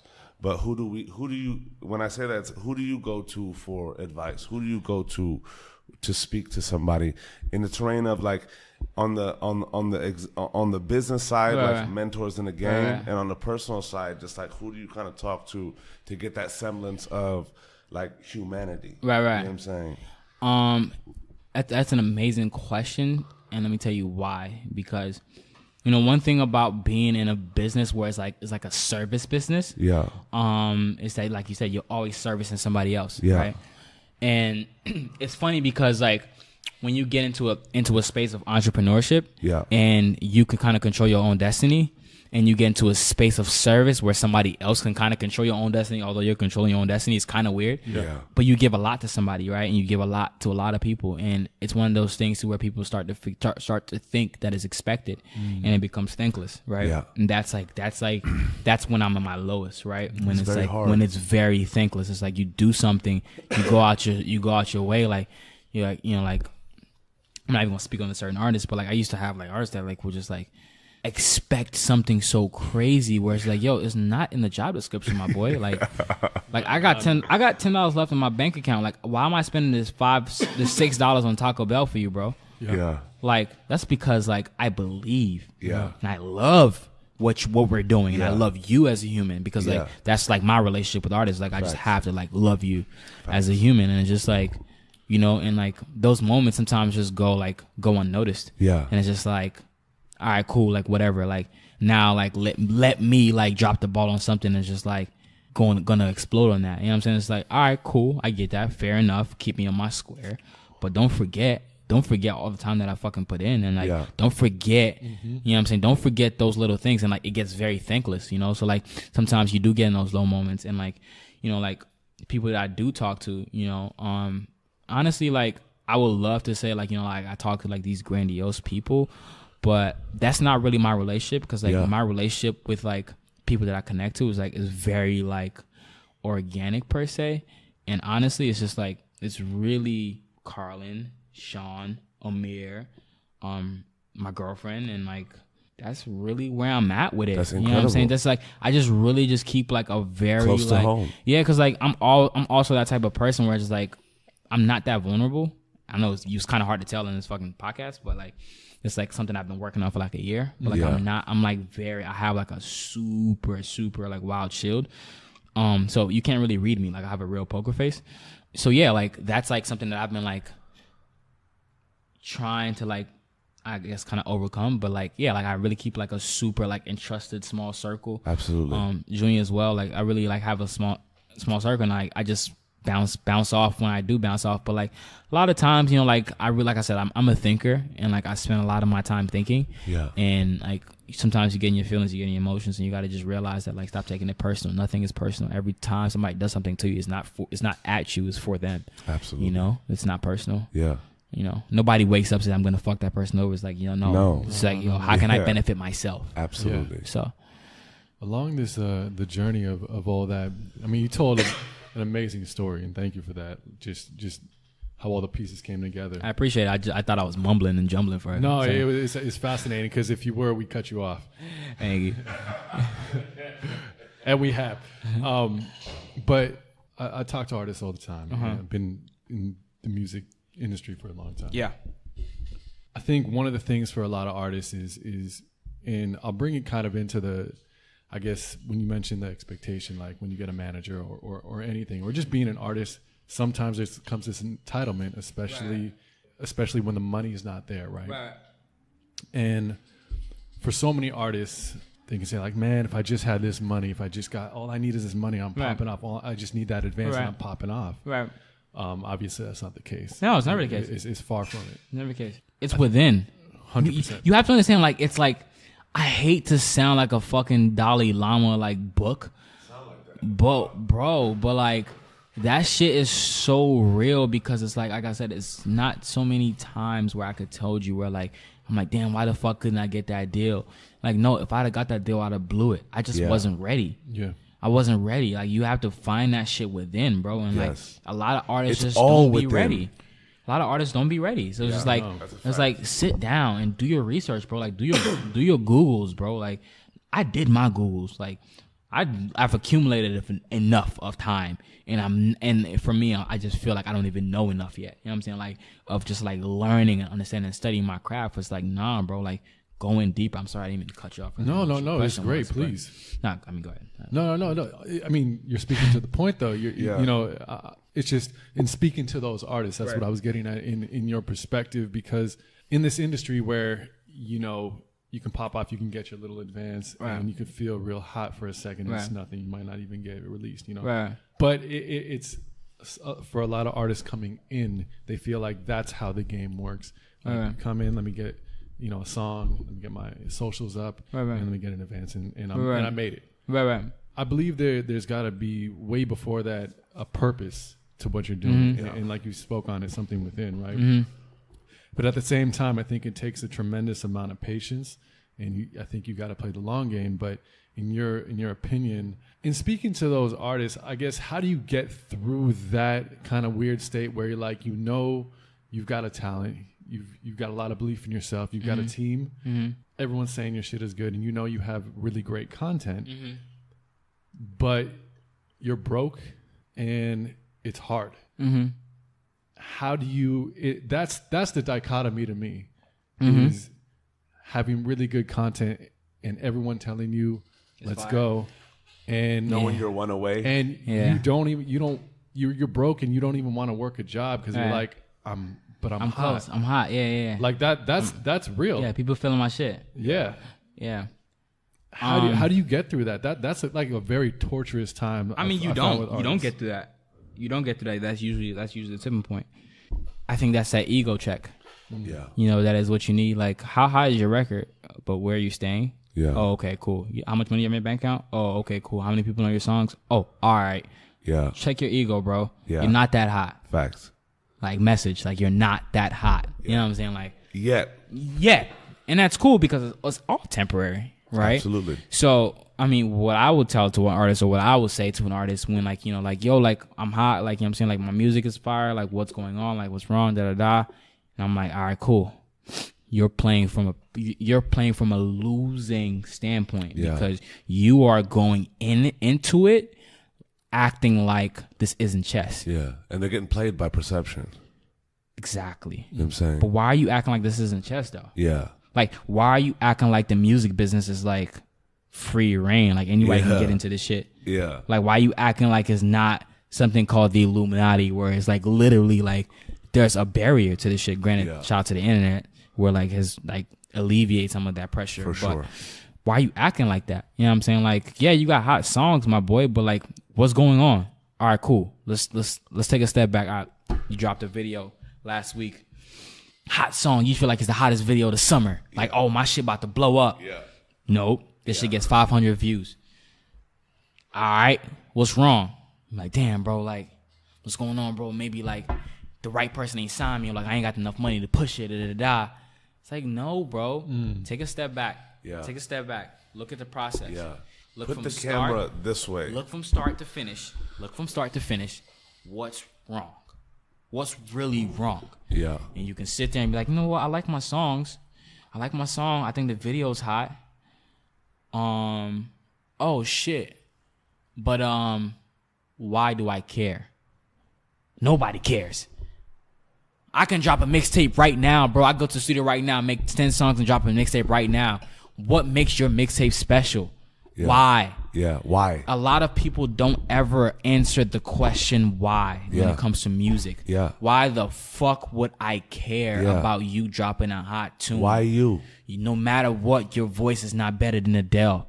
You don't write better 16s than Kendrick. Yeah. And you don't have a better brand than Pharrell. Yeah. Fuck you. Like, why the fuck should I care? Tell me. Yeah. You know what I'm saying? Or show me. Show me. And artists always forget that piece. Yeah. You know, like artists are always putting out songs and putting out material. And it's like, bro, stop it. Let me tell you why you should stop it. Because you have, on Spotify, they say there's 90,000 songs uploaded a week. Oh. Excuse me. Fucking like Lil Debbie Snacks. I'm about to blow up tomorrow. Like, come on, bro. Like, For real. you know what I'm saying? So like now you got these old heads upset at like the Uzi Verts of this world. It's like, no, bro. They're outshining you because you're failing to do what they do. They do well. Yeah. They're selling their why. It's not about their music. It's not about their music. It doesn't matter about the music. You've opted into who they are as a human. No matter what, when Apple puts out a new iPhone, I go cop. Yeah. I go cop. Without fail. You know why? Because I fuck with Apple and I fuck with Steve Jobs. Yeah. That just is what it is, point blank, period. Yeah. Just is what it is. Facts. So no matter how trash this iPhone 10 is, because it's trash, let me go on camera. Zane Lowe, Carl Cherry, Larry Jackson, iPhone 10, it's trash. Jimmy Iovine, it's trash. It's a trash phone, but no matter what, I got your back, bro. I still got Apple Music. I'm downloading. I'm on this shit. You feel me? Like, straight up. That's just the vibe because, like, I'm buying into the why. Yeah. And a lot of new artists always forget to tell me why. Yeah. And they're like, yo, what's wrong? My shit's not blowing up. My shit's not blowing up. Bro, listen. So I work with an artist named Four, right? And I don't know if you guys probably don't know Four. You know who Four is? I do. You know who Four is? All right, Yeah. cool, because you're just on your shit. All right, so let me tell you about Four. Four is an artist from Anaheim, California. And he's like about 23 years old. And Four probably is richer than probably every single rapper you probably like. That's the kind of lifestyle he's living, right? Yeah. But let me tell you why. It's not because you know his music. Nobody knows him. Like that's his hump. Not his hump is figuring out how to like translate into like pop culture and like mainstream and I believe he's gonna do it because he's that motivated and that in tune. Like he's my guy. Like, you know what I'm saying? Like that's him. And he sells his why.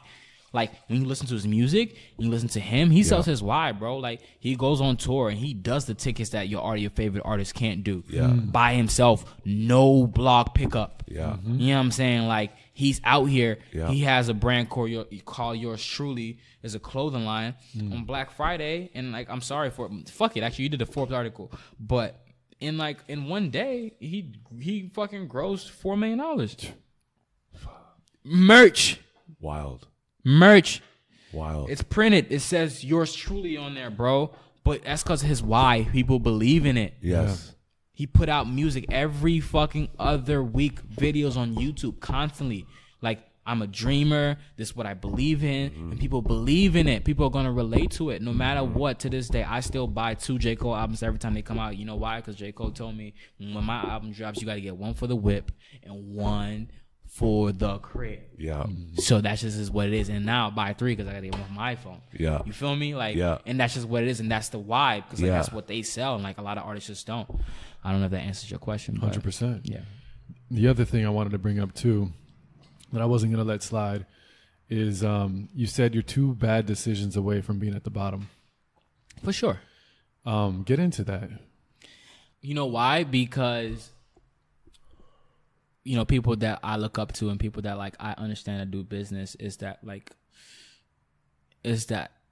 investing in yourself, right? You know, from as many advances that I've got in my life, like I shouldn't be a couple bad decisions away from being in Nordstrom. You know what I'm saying? But I'm always low on cash. Always low on cash. You know what I'm saying? Like I haven't probably seen a commission check from any one of my artists. And mind you, we work on Drum, Black, for like Boogie, like Lou, like, you know what I'm saying? Like I haven't seen a commission check in a while. You know what I'm saying? We get that money and we put it right back into our business. Yeah.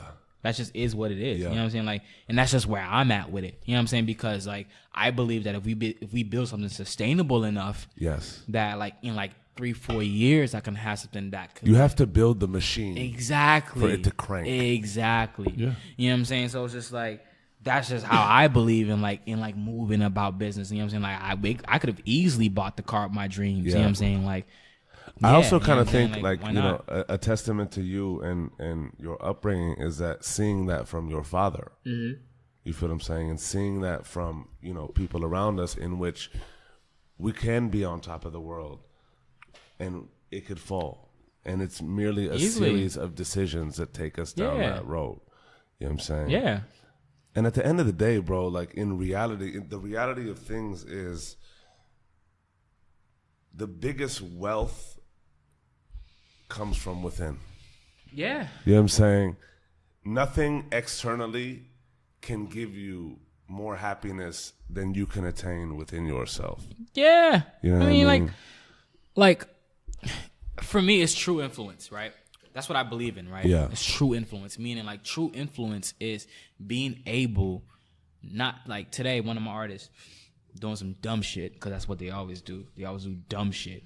And they're doing dumb shit. So I call them and I'm like, what the fuck are you got going on? Like, what you got going on? What kind of decisions are you making right now? And how does this make sense for your family? Yeah. Right? And like that's what I always that's always my keys. Like, how does this make sense for your family? When you take it away from them. You know what I'm saying? Like, just like, come on, bro. Like, how does it make sense for your family? And like they give you a bunch of reasons and I'm like, all right, cool. So now let me break this down to you, right?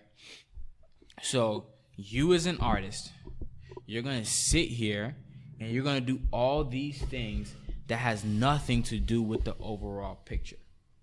All right, cool. You have your own vibe. And I'm talking about real influence is I'm not going to sun you, right? I'm not going to get on the phone and be like, no, you're not doing this because I gave you this amount of money and like you're going to do this. That's not my vibe. You're going to make, like I said, you're on your own path. Yeah. When it comes to this like life or this music shit, I'm on my path. Yeah. You know what I'm saying? Like, I want you to be like, great. Be on your own path. I'm on my own path. You know what I'm saying? Like, I couldn't tell you how many times they're like that people that I look up to be like, oh, you're doing that wrong, or you're gonna regret that. And it's like, yeah, I probably am, and I am. You know what I'm saying? But like, I'm on my path. I'm gonna learn that. I'm gonna bump my head. I'm gonna figure it out, and I'm gonna move forward, because that's just like how like, you know, like dumb humans are. Like, they don't just want to take advice and just like listen to the fuck ups that people already made. You feel me? No. Anyway, so I'm not gonna sun you. I'm like, all right, bet. Like, real influence. Like, I'm gonna put you in a position like, all right, cool. This is what you're going through. Let me solve that, right? Because it's a monetary issue, right?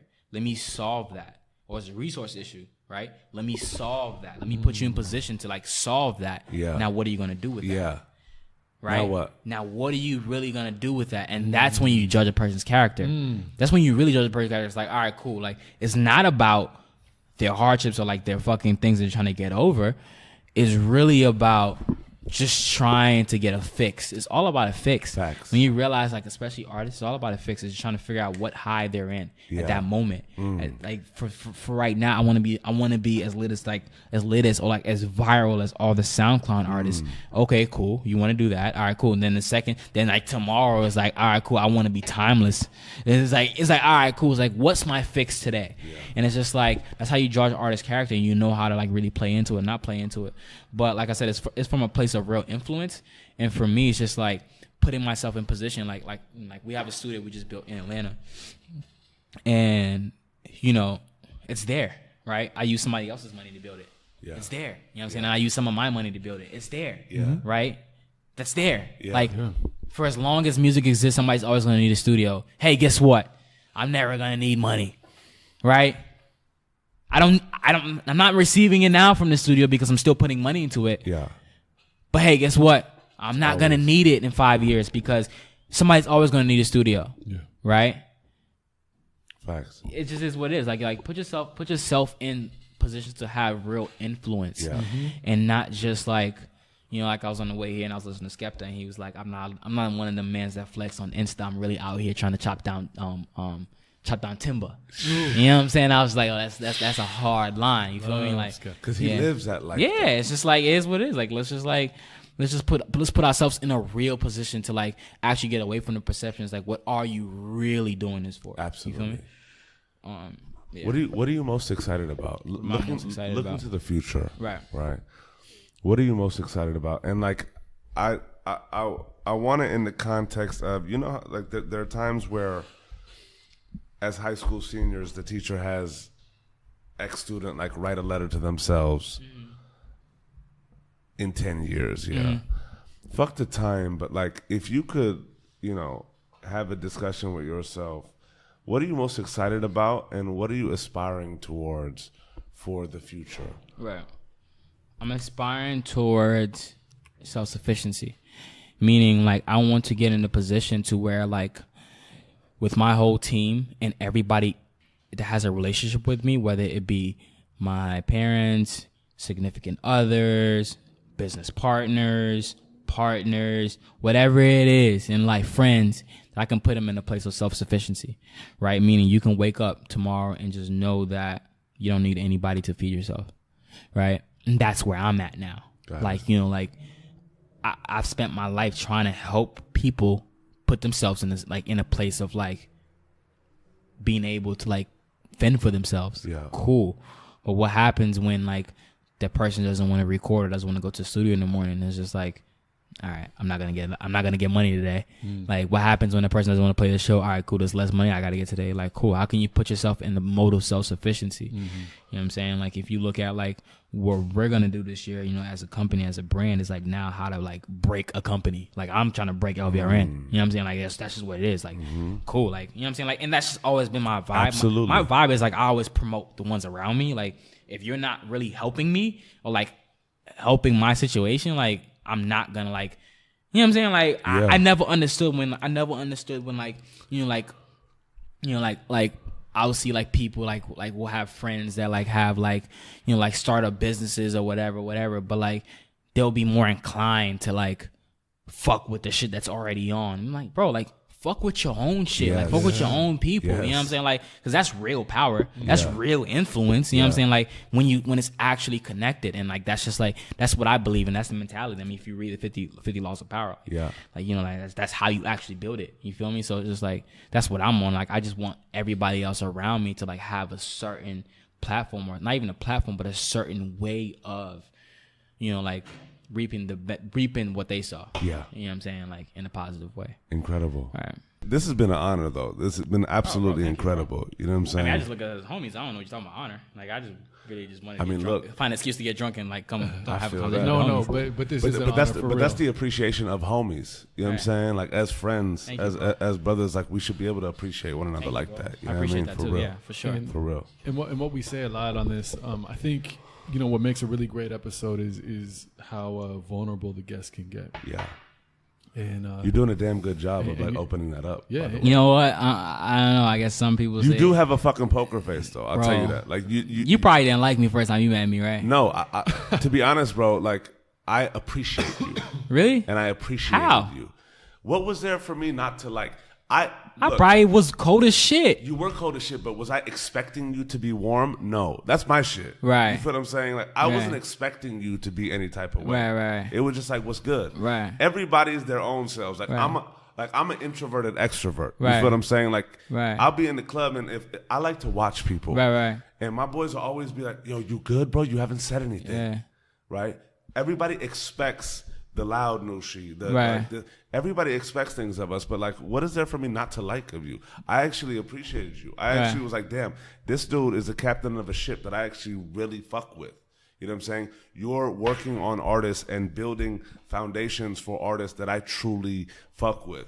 I don't need you to be like, yo, what's good, Noosh? I don't even know you, but like you here, like what's right. I feel like our expectations kind of get the best of us in that regard. Yeah, You damn, bro, that was a fucking real gem. Yeah, it's just like everybody always expects you to be what they want you to be in their figurement of their mind. It's fucked, bro. Like literally, like it's fucked. I actually took, and this is the beauty of this whole like full circle shit. I actually took your poker face comment and also your I'm working on being a little more open and vulnerable, right? As full circle there, because what I saw there was just a man about his business, right?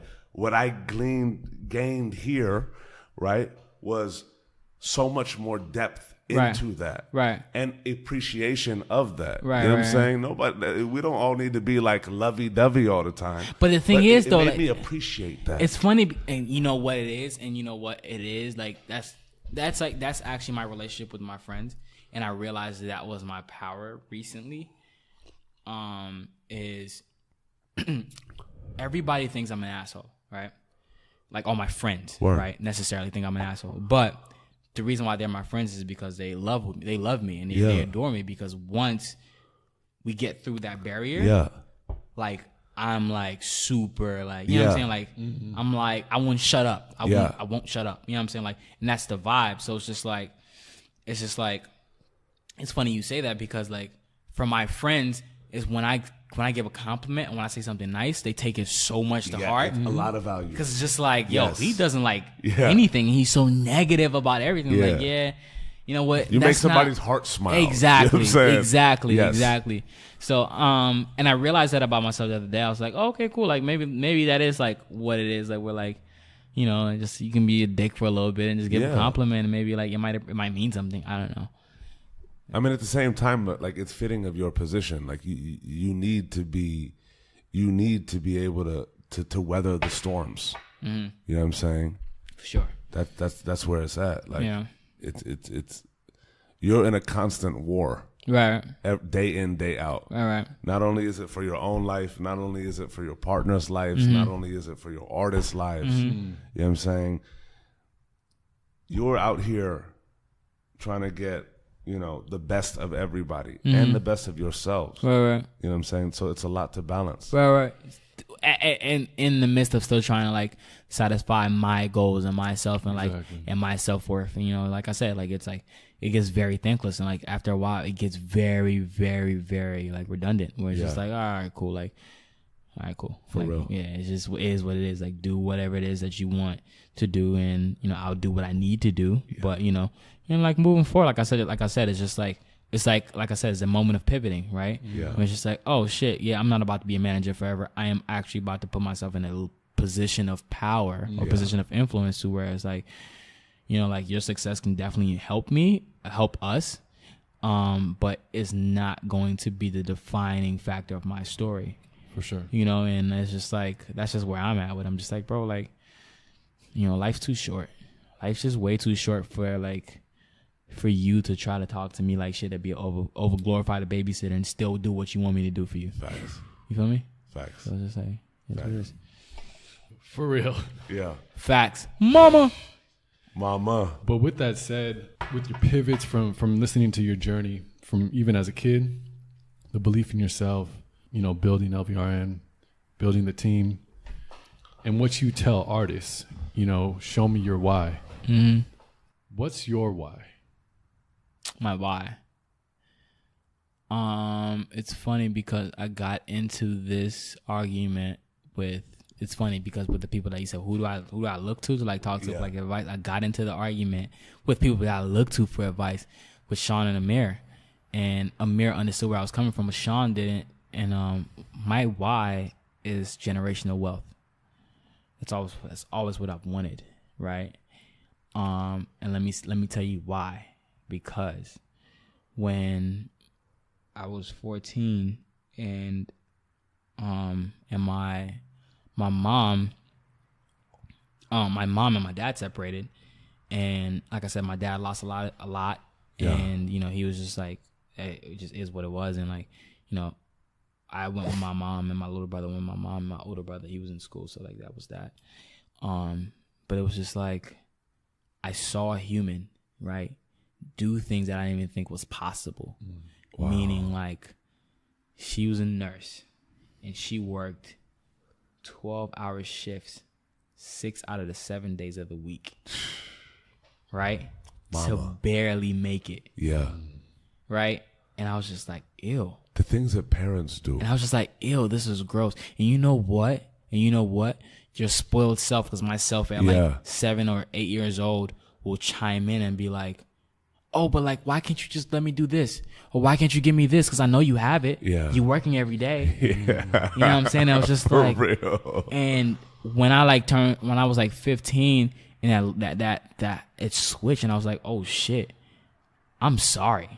I am dead ass sorry. Like, if I was running around thinking that you had some shit you didn't have, or if I was running around just like like thinking that like it was sweet when obviously it wasn't, I am sorry, because this shit ain't no hoe. Yeah.